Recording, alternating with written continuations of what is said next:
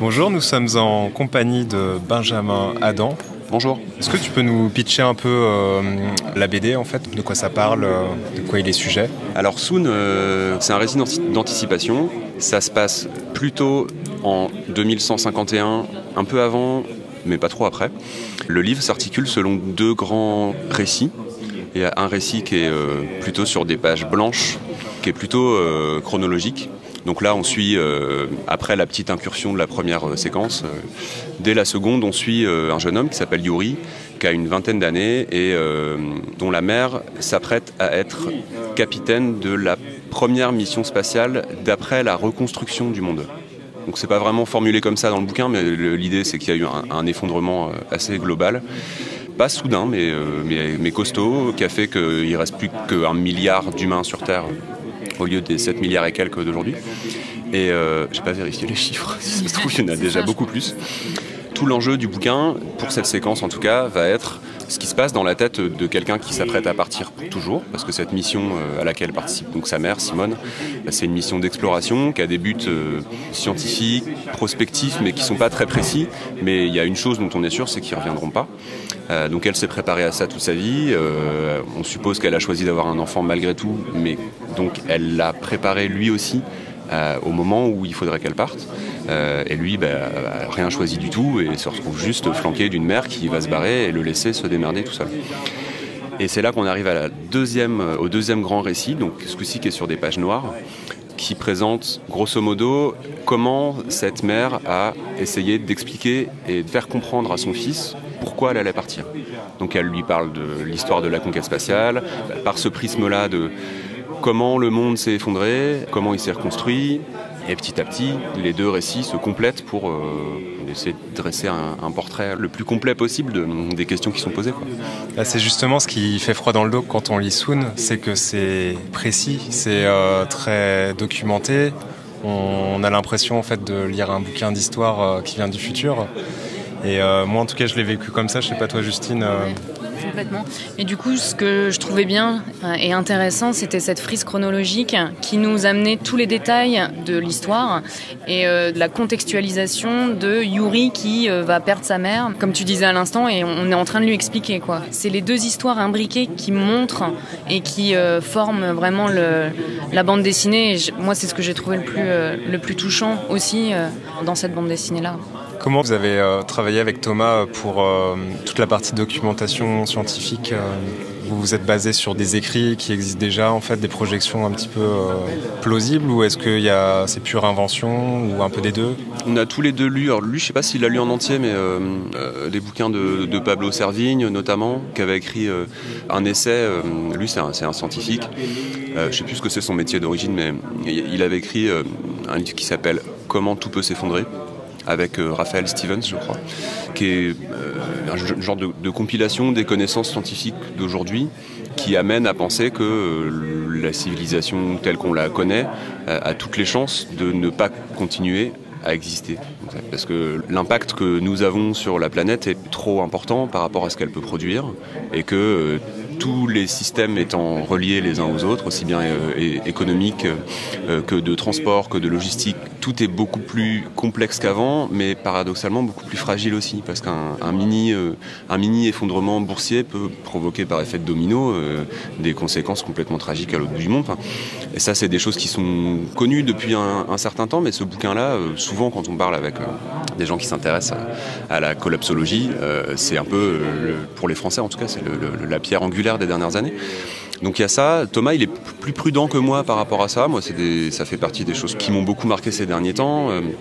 Globalement, on ne s'est pas documenté au point de chercher des réponses précises, mais on a tous les deux une curiosité sur l'actualité politique, sur une préoccupation écologique. Moi, j'ai beaucoup lu, sans forcément aller au bout de ces bouquins non plus, parce qu'ils sont énormes, mais des livres de Naomi Klein qui parlent beaucoup notamment de l'impossibilité qu'il y a à concilier le capitalisme et l'écologie. En fait. Elle, au même titre que d'autres, je pense, nous amène beaucoup, nous tous, aujourd'hui, à penser que ouais, il y a des chances que tout ça s'écroule lentement ou brusquement, on ne sait pas trop. Mais en tout cas, ce qui nous intéressait dans le fait justement de jouer sur cette corde un peu documentaire, c'est que comme c'est un mode de narration qui est différent dans ces séquences-là, tu parlais de frise chronologique, l'intérêt c'était de trouver des moyens différents de faire passer plein d'informations pour que ça reste intéressant à lire, mais aussi pour qu'on se dise qu'on n'est pas obligé de retenir toutes les données, tout n'a pas une importance capitale. Ceux qui le souhaitent aller au bout du bout de la petite frise et des différents tableaux, parce que pour recontextualiser, c'est un cours en fait, c'est une leçon que le fils révise avec sa mère. Et on peut piocher quoi. Voilà. Et ça nous branchait bien d'utiliser ces moyens-là pour ne pas surcharger le récit principal en page blanche de trop d'informations qui rendraient le récit de leur voyage incompréhensible. Ces passages en fait sont très schématiques, c'est épuré, on va directement à l'essentiel. Tu as utilisé un style graphique différent, très schématique. Mon travail jusqu'à ce livre-là, il ressemblait plutôt à cette partie-là. C'était un dessin qui était très fin, avec des lignes droites, des règles, des cercles. C'est plutôt l'autre type de dessin qui est nouveau pour moi. Et du coup, toute cette partie documentaire-là, je sais que j'aurais probablement pas eu envie de raconter les choses comme ça si par ailleurs j'avais pas une activité parce que je collabore avec la revue dessinée et Topo qui sont donc deux supports de documentaires et de reportages en bande dessinée pour les adultes et pour les ados quoi. Et ça m'intéressait d'utiliser les codes du documentaire pour raconter de la fiction en fait, tout simplement. Effectivement, en fait, on est allé sur le stand de la Pastèque hier et on est tombé sur une de tes BD. Ouais. Et effectivement, c'est exactement ce qu'on s'est dit. On s'est dit, là, on est exactement dans la partie historique de Soun avec la BD qu'on avait de toi entre les mains. Moi, je voulais revenir sur la relation avec sa mère, justement. Enfin, au début, je pense qu'on n'a pas tout à fait conscience de la finalité en fait, de cette relation. On tâtonne un peu, quoi. Et au bout d'un moment, on se dit, mais oui, mais en fait, elle va le chercher pour passer les derniers jours ensemble. Et en fait, c'est comme presque un enterrement. On est en train de préparer le départ de sa mère. Et enfin, alors, ça peut être dans la maladie, ça peut être, mais là, c'est un peu bizarre quand même parce que elle est là, mais elle sera plus jamais là quand même, quoi. C'est assez complexe, je trouve, comme émotion.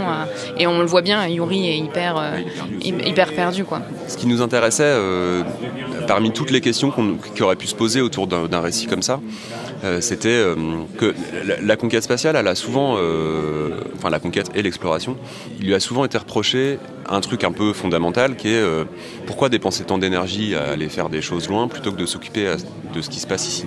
Et comme là, on est dans un contexte où le monde s'est reconstruit d'une façon qu'on a voulu plutôt pas horrible, quoi, en essayant de réfléchir à comment ça pourrait potentiellement marcher mieux.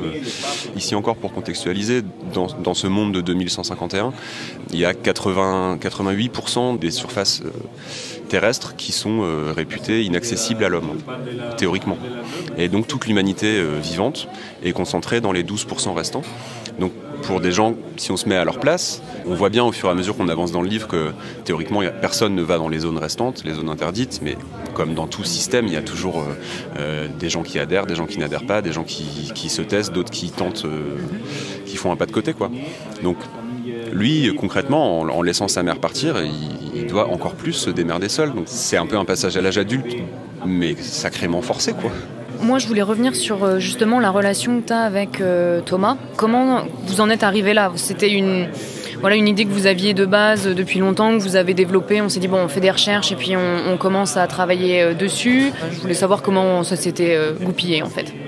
L'idée de toute base qui était de concilier un récit spatial et une histoire de fin du monde, c'est une idée que moi j'avais depuis 10 ans en gros.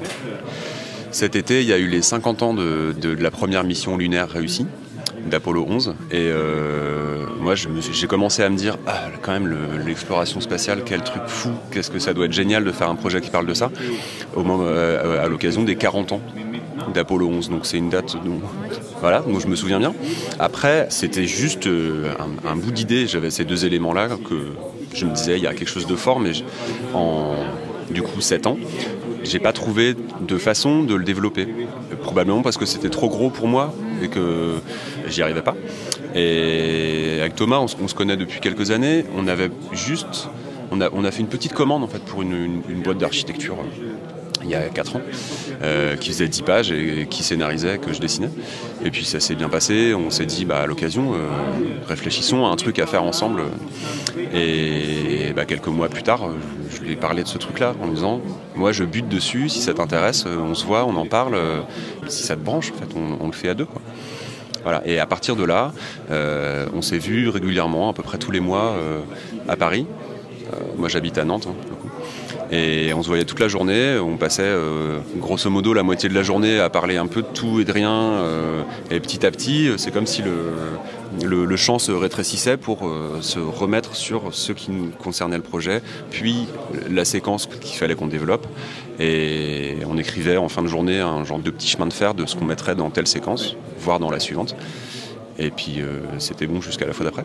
C'est vous deux au scénario et que toi au dessin. Ouais. Ça, c'était une volonté aussi de ta part? En fait, Thomas, c'est un dessinateur qui dessine plus que pour lui. Donc de toute façon, la question s'est même pas posée. Non, je crois qu'il préfère raconter des histoires comme ça que de passer X années à les dessiner. En fait. C'est dommage, c'est un bon dessinateur, mais je pense que Thomas, comme plein de gens, mais oui, il est dans ces questions-là, avec quand même la particularité il travaille sur plein de projets très différents les uns des autres. En ce moment, il a un truc avec la SF qui repartira peut-être aussi vite qu'il est venu parce qu'il a envie d'essayer plein de registres différents et que ça fait partie des registres intéressants de toute façon. Je crois qu'il en avait jamais fait avant Alt-Life, si je dis pas de bêtises. Mais en tout cas, oui, il peut y avoir c'est des projets très différents, mais il peut y avoir des questions communes, en fait, c'est vrai.